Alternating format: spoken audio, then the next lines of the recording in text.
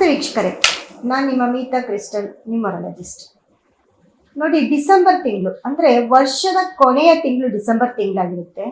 ಇದೇ ತಿಂಗಳಲ್ಲಿ ಕೆಲವೊಂದು ಗ್ರಹಗಳ ಬದಲಾವಣೆ ಆಗೋದ್ರಿಂದ ಯಾವ ಯಾವ ರಾಶಿಗೆ ಹೇಗಿರುತ್ತೆ 12 ರಾಶಿಗಳ ಫಲಾನುಫಲಗಳನ್ನ ಹೇಳ್ತಾ ಹೋಗ್ತೀನಿ.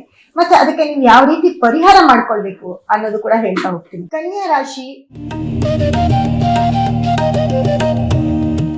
ಕನ್ಯಾ ರಾಶಿಗೆ ಡಿಸೆಂಬರ್ ತಿಂಗಳಲ್ಲಿ ಹೇಗಪ್ಪ ಇರುತ್ತೆ ಅಂತಂದ್ರೆ, ನೋಡಿ, ಸಪ್ತಮದಲ್ಲಿ ಕನ್ಯಾ ರಾಶಿಗೆ ಶನಿಯ ನೇರ ದೃಷ್ಟಿ ರಾಶಿ ಮೇಲೆ ಬೀಳ್ತಾ ಇರುತ್ತೆ. ಮತ್ತೆ ರಾಶಿಯಾಧಿಪತಿ ಬುಧ ಬಂದು ನಿಮ್ಗೆ 3ನೇ ಮನೇಲಿ ಇರ್ತಾರೆ. 3ನೇ ಮನೆಯಿಂದ ಮತ್ತೆ 25ರ ನಂತರ 4ನೇ ಮನೆಗೆ ಹೋಗ್ತಾರೆ. ಎಲ್ಲೋ ಒಂದ್ ಕಡೆ ಯೋಗನೆ ಅಂತ ಹೇಳ್ಬೋದು.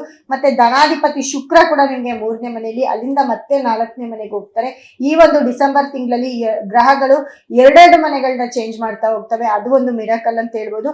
ಕನ್ಯಾ ರಾಶಿಯವ್ರಿಗೆ ಒಟ್ಟಾರೆ ತುಂಬಾ ಟೈಮ್ ಚೆನ್ನಾಗಿದೆ ಅಂತ ಹೇಳ್ತೀನಿ. ನೋಡಿ, ನಿಮ್ಗೆ ಮತ್ತೆ ರಾಹು ಬಂದು 6ನೇ ಮನೇಲಿ ಇದ್ದಾಗ ಎಲ್ಲೋ ಒಂದ್ ಕಡೆ ಕುಟುಂಬದಲ್ಲಿ ಸ್ವಲ್ಪ ಕಲಹ ಜಗಳ ಆಗ್ತಾ ಇರುತ್ತೆ. ಅದು ಬಿಟ್ರೆ ಶನಿ ಮತ್ತೆ ನಿಮ್ಗೆ 7ನೇ ಮನೇಲಿ ಶನಿ ದೃಷ್ಟಿ ಬೀಳೋದ್ರಿಂದ ಅಲ್ಲೂ ಅಷ್ಟೇ ಯಾವ್ದಾದ್ರು ಒಂದು ಸಣ್ಣ ಪುಟ್ಟ ಪ್ರಾಬ್ಲಮ್ ನ ನೋಡ್ಬೇಕಾಗುತ್ತೆ.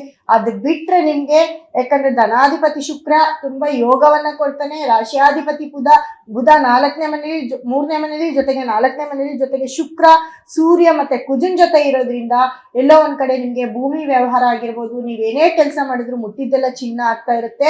ಜೊತೆಗೆ ನಿಮ್ಗೆ ಮುಖ್ಯವಾಗಿ ಏನಪ್ಪಾ ಅಂತಂದ್ರೆ 10ನೇ ಮನೆ ಗುರು ಎಲ್ಲೋ ಒಂದ್ ಕಡೆ ನಿಮ್ಮನ್ನ ಕೆಲಸ ಕಾರ್ಯದಲ್ಲಿ ಸ್ವಲ್ಪ ಇಕ್ಕಟ್ಟಿಗೆ ಸಿಕ್ಕಾಕಿಸ್ತಾನೆ. ಕೆಲಸ ಕಾರ್ಯದಲ್ಲಿ ಇಕ್ಕಟ್ಟಿಗೆ ಸಿಕ್ಕಾಕೋದು ಒಂದೇ ಅಲ್ಲ, ಕೆಲಸ ಕಾರ್ಯದಲ್ಲಿ ತುಂಬಾ ಪ್ರೆಷರ್ ಜಾಸ್ತಿ ಆಗ್ತಾ ಹೋಗುತ್ತೆ. ಅಥವಾ ನಿಮ್ದೇ ಒಂದು ಕಂಪನಿ ಇರ್ಬೋದು, ನೀವೇ ಎಲ್ಲೋ ಒಂದು ಕೆಲ್ಸಕ್ಕೆ ಹೋಗ್ತಾ ಇರ್ಬೋದು, ಅಲ್ಲಿ ಕೆಲ್ಸದ ಪ್ರೆಷರ್ ಜಾಸ್ತಿ ಆಗುತ್ತೆ. ಅದರಿಂದ ಸ್ವಲ್ಪ ನಿದ್ದೆ ಸ್ವಲ್ಪ ಕಮ್ಮಿ ಆಗ್ಬೋದು ಕನ್ಯಾ ರಾಶಿಯವ್ರಿಗೆ. ಆ ನಿದ್ದೆಗಳೋದ್ರಿಂದ ಸ್ವಲ್ಪ ತಲೆನೋವು ಬರುವಂತ ಚಾನ್ಸಸ್ ಜಾಸ್ತಿ ಇರುತ್ತೆ. ಈ ಒಂದು ತಿಂಗಳು ಪ್ರೆಷರ್ ಅಲ್ಲಿ ಇರ್ತೀರಾ ಕನ್ಯಾ ರಾಶಿಯವರು. ಮತ್ತೆ ಟೆನ್ಷನ್ ಅಲ್ಲಿ ಇರ್ತೀರಾ. ಟೆನ್ಷನ್ ಅಂತ ಅಂದ್ರೆ, ಯಾಕಂದ್ರೆ ಬುಧ ಮತ್ತೆ ಕುಜ ಒಟ್ಟಿಗೆ ಇರ್ತಾರೆ. ಬುಧ ಮತ್ತೆ ಕುಜ ಒಟ್ಟಿಗೆ ಇದ್ದು ಅದರಲ್ಲಿ ಸೂರ್ಯ ಶುಕ್ರನು ಒಟ್ಟಿಗೆ ಇರೋದ್ರಿಂದ ಏನಾಗುತ್ತೆ, ಸ್ವಲ್ಪ ಬ್ಲಡ್ ಪ್ರೆಷರ್ ಜಾಸ್ತಿ ಆಗ್ತಾ ಹೋಗುತ್ತೆ. ಅಂದ್ರೆ ಕೆಲ್ಸದ ಟೆನ್ಷನ್, 10ನೇ ಮನೇಲಿ ಗುರು ಕೆಲ್ಸಕ್ಕೆ ಸ್ವಲ್ಪ ಪ್ರೆಷರ್ ಹಾಕ್ದಾಗ ನಿಮ್ಮ ಪ್ರೆಷರು BP ಎಲ್ಲ ಸ್ವಲ್ಪ ಜಾಸ್ತಿ ಆಗ್ತಾ ಇರುತ್ತೆ. BP ಬರುವಂತ ಚಾನ್ಸಸ್ ಇರುತ್ತೆ. ಅದನ್ನ ಸ್ವಲ್ಪ ನೋಡ್ಕೊಳ್ಬೇಕಾಗುತ್ತೆ. 4ನೇ ಮನೆ ಅಂತ ಬಂದಾಗ 25ರ ನಂತರ ನೋಡಿ, ನಿಮ್ಗೆ ಡಿಸೆಂಬರ್ ತಿಂಗಳಲ್ಲಿ ತುಂಬಾ ದುಡ್ಡು ಕಾಸು ಬರೋದಾಗಿರ್ಬೋದು, ಅಥವಾ ನೀವೇನಾದ್ರೂ ಗಾಡಿ ತಗೋಬೇಕು ಅಂತಂದ್ರೆ ವೆಹಿಕಲ್ ತಗೊಳ್ಳೋದಾಗಿರ್ಬೋದು, ಅಥವಾ ನಿಮ್ಮ ಮನೆಯಲ್ಲಿ ಯಾವ್ದಾದ್ರು ಶುಭ ಕಾರ್ಯ ಮಾಡೋದಾಗಿರ್ಬೋದು, ಅದು ಕೂಡ ಆಗ್ತಾ ಹೋಗುತ್ತೆ ಕನ್ಯಾ ರಾಶಿಯವ್ರಿಗೆ. ಮುಖ್ಯವಾಗಿ ಏನಪ್ಪಾ ಅಂತಂದ್ರೆ, ಯಾವ್ದಾದ್ರು ಜಾಗವನ್ನ ಪರ್ಚೇಸ್ ಮಾಡ್ತೀರಾ ಅಂತ ಹೇಳುತ್ತೆ, ಅಥವಾ ಇಲ್ಲ ದುಡ್ಡನ್ನ ಇನ್ಕ್ರಿಮೆಂಟ್ ಮಾಡ್ಕೊಳ್ತೀರಾ ಅಂತ ಹೇಳುತ್ತೆ. ನಿಮ್ಮ ದುಡ್ಡು ಡಬಲ್ ಆಗುವಂತ ಒಂದು ಚಾನ್ಸಸ್ ಜಾಸ್ತಿ ಆಗ್ತಾ ಹೋಗುತ್ತೆ.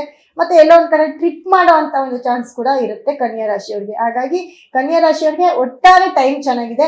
ಅದರ ನಂತರ ಡಿಸೆಂಬರ್ ತಿಂಗಳು ಪೂರ್ತಿ ತುಂಬಾ ಟೈಮ್ ಚೆನ್ನಾಗಿದೆ. ಅದರ ಆರೋಗ್ಯ ಸಮಸ್ಯೆಯನ್ನು ಸ್ವಲ್ಪ ಕಾಡ್ತಾ ಹೋಗುತ್ತೆ. ಆರೋಗ್ಯ ವಿಚಾರದಲ್ಲಿ ಸ್ವಲ್ಪ ನೋಡ್ಕೊಳ್ಬೇಕಾಗುತ್ತೆ. ಕನ್ಯಾ ರಾಶಿಯವರು ಮುಖ್ಯವಾಗಿ ಯಾರಾದ್ರೂ ಮಂಗಳಮುಖಿಯರಿಗೆ ಏನಾದ್ರೂ ದಾನವನ್ನ ಕೊಟ್ರೆ, ಒಂದು ಬಟ್ಟೆನೋ ಬರೆನೋ ಸ್ವೀಟೋ ಏನಾದ್ರೂ ದಾನವನ್ನ ಕೊಟ್ರೆ ತುಂಬಾ ಒಳ್ಳೇದಾಗತ್ತೆ ಕನ್ಯಾ ರಾಶಿಯವ್ರಿಗೆ. ಯೋಗದಲ್ಲಿ ಯೋಗವನ್ನ ನೋಡ್ತಾ ಹೋಗ್ತೀರಾ ಅಂತ ಹೇಳ್ತಾ ಮುಂದಿನ ರಾಶಿ ತುಲಾ ರಾಶಿ ಬಗ್ಗೆ ಮಾತಾಡೋಣ.